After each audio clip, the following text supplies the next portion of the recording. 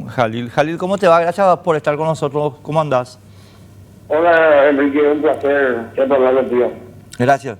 Bueno, te estaba presentando un poco el tema, Jalil.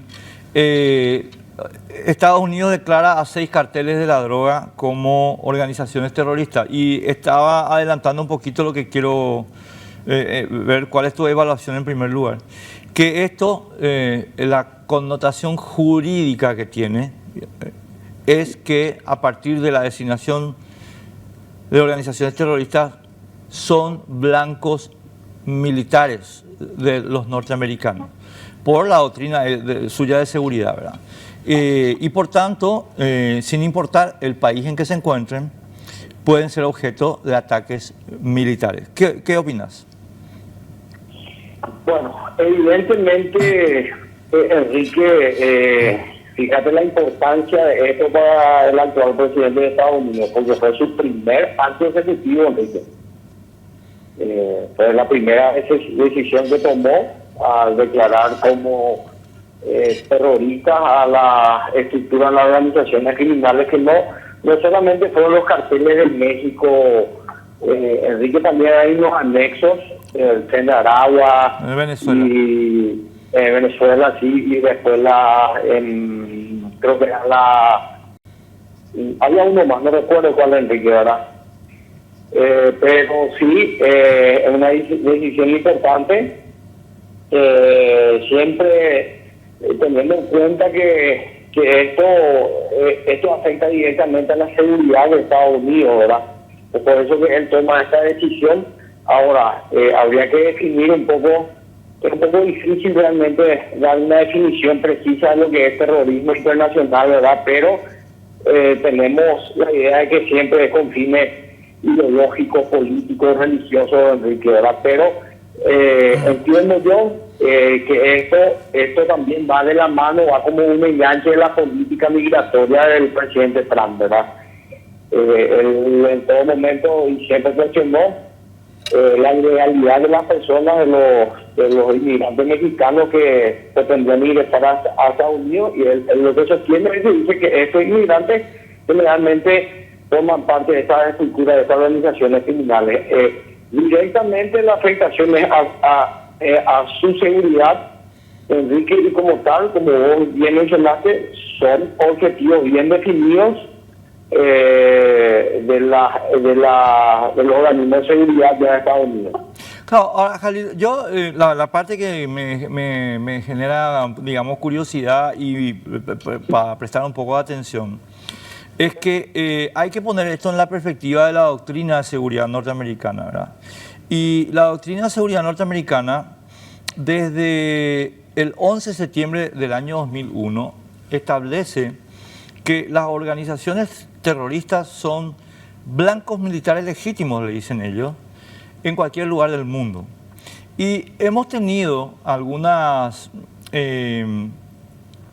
experiencias particulares que quiero mencionar para que se entienda de qué estoy hablando y de que esto es mucho más, a mi modo de ver, grave que lo que pinta, digamos, una noticia en los medios de comunicación. Bueno, pasa que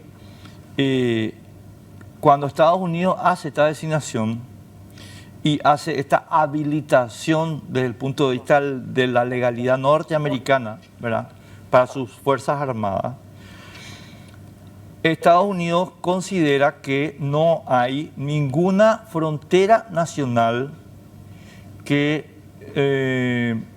ponga límites a su capacidad operacional. ¿A qué me refiero?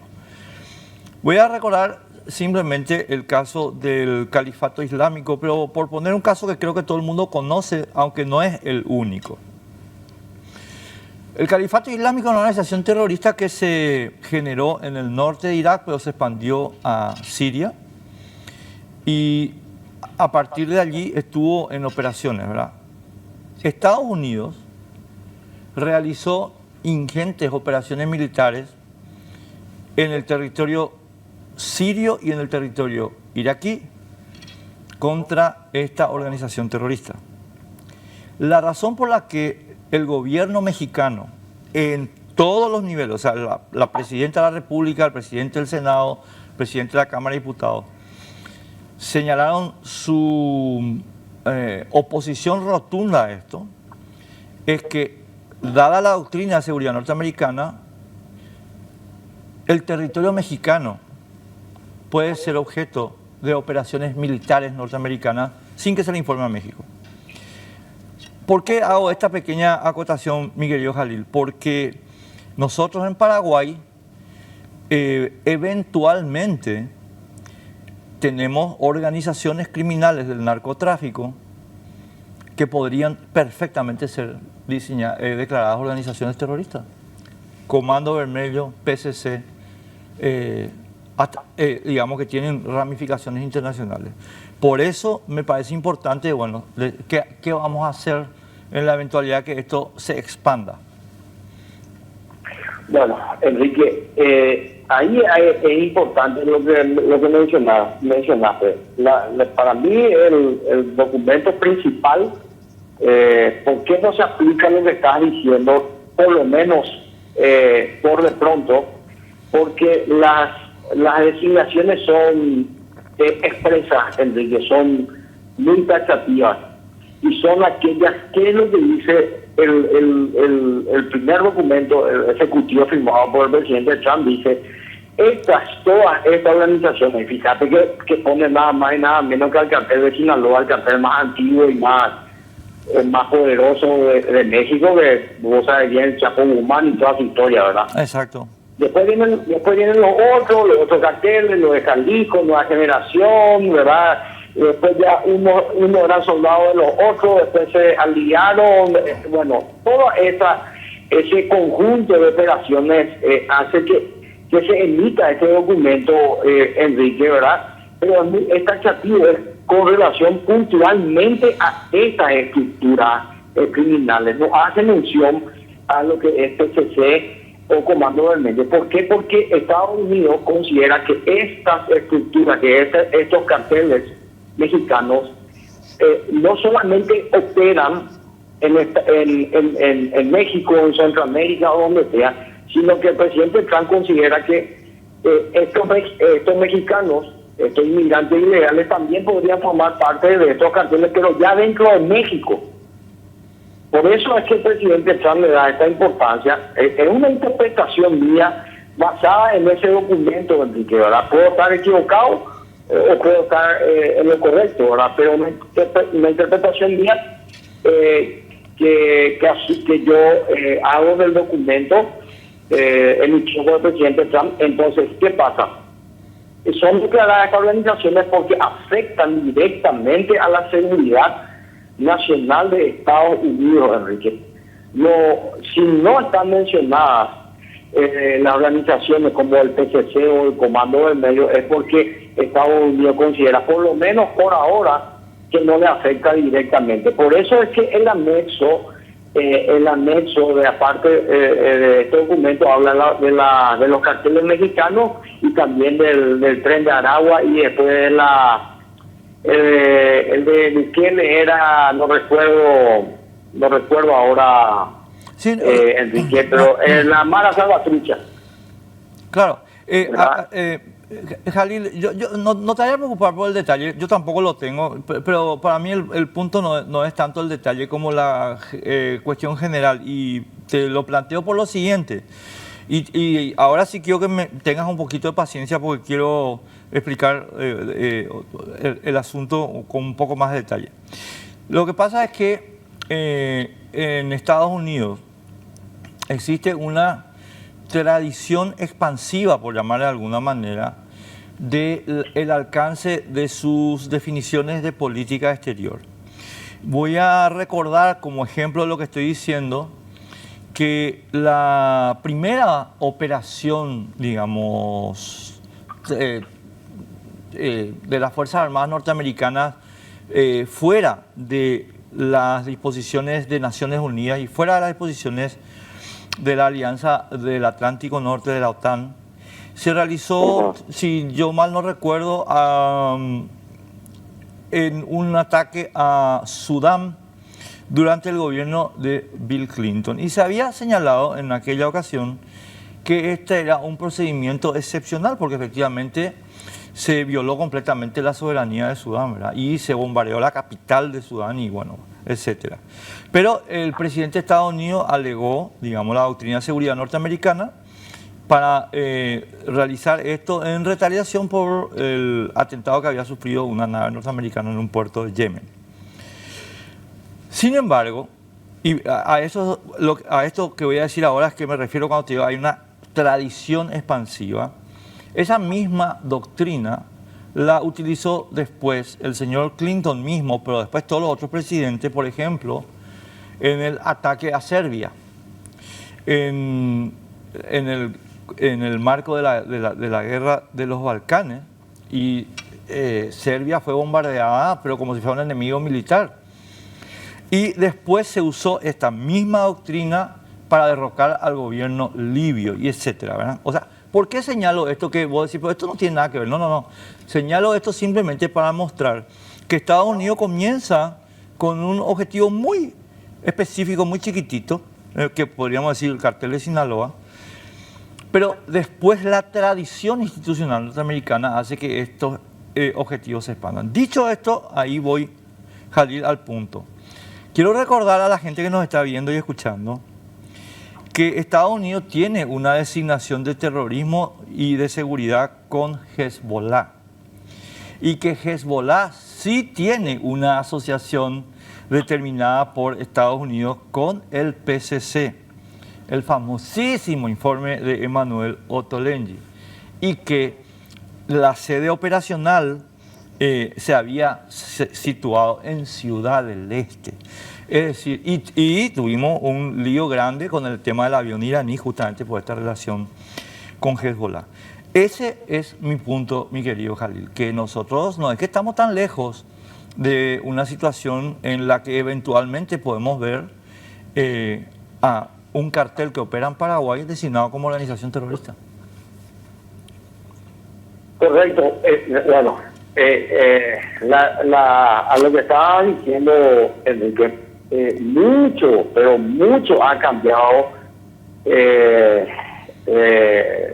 conceptualmente sobre aquella famosa doctrina de seguridad de los Estados Unidos que inició, vos sabés bien, con la Guerra Fría en los 60, en los 70, Cuba y la Unión Soviética y toda esa historia. O sea, ese es el concepto original de la doctrina de seguridad de Estados Unidos, que no hace falta que te explique porque manejar perfectamente.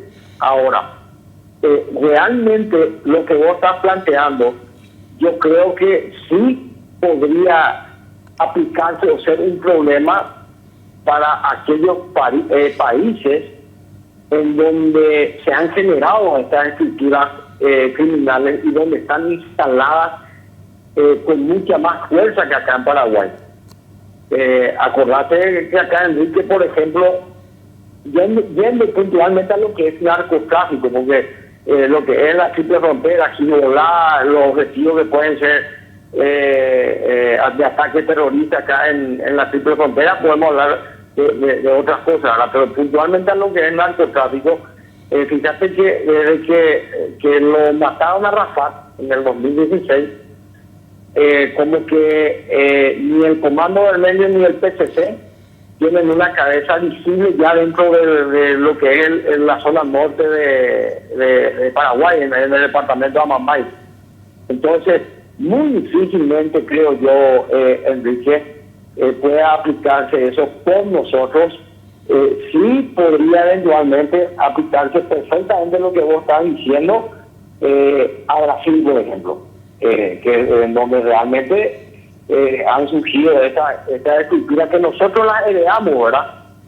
Nosotros la heredamos, o sea, nosotros por la condición geográfica de ser países limítrofes es que nos afecta tanto, ¿verdad? Pero la verdad y la realidad, Enrique, es que esto está instalado en Brasil. Coincido contigo, Jalil, yo coincido contigo. A ver, yo quiero el objetivo de molestarte a vos para este tema. No es tanto trabajar sobre la noticia norteamericana que vamos a usar, digamos, como referencia, sino ver que acá tenemos nosotros una situación de riesgo que eventualmente puede derivar en un incidente de soberanía muy serio, ¿verdad? Voy a ponerte un ejemplo, Jalil, para que se entienda el punto. Si Estados Unidos, por X razón, ataca blancos en Sinaloa, México, en base a esta definición, aquí vamos a tener que la República Mexicana va a tener muy poco margen de maniobra para no entrar en un conflicto, pero en un conflicto durísimo con Estados Unidos. Yo entiendo... No va a tener los margen, Enrique. Por eso, bueno, a eso es lo que yo voy, ¿entendés? Entonces, lo que digo es, creo que nosotros tenemos que plantear como hipótesis de estudio, digamos, la necesidad de realmente erradicar toda esta situación que eventualmente puede generar este riesgo, ¿verdad?